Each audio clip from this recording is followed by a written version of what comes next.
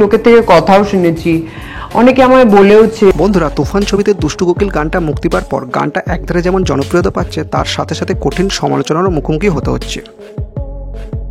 গানটিতে মিমি চক্রবর্তীকে যেরকম পোশাকে দেখানো হয়েছে সেটা দেখে দর্শক মণ্ডলীর অনেকেরই অপছন্দ হয়েছে। অনেকে এটাকে শালীনতার মাত্রা ছাড়িয়েছে বলেও মনে করেছেন, যেটার জন্য মিমি চক্রবর্তীর অস্বস্তি দিনের দিন বাড়তে চলেছে।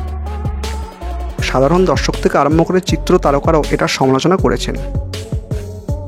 গানটা থেকে যে তার ইমেজ ডাউন হচ্ছে সেটা তিনি হাড়ে হাড়ে টের পাচ্ছেন, যেটার ফলে ভবিষ্যতে কাজ পেতে যে তাকে সমস্যায় পড়তে হতে পারে সেটাও তিনি আঁচ করছেন। গানটা থেকে যে তাকে এতটা সমালোচনা শুনতে হবে সেটা তিনি আগে বুঝতে পারেননি,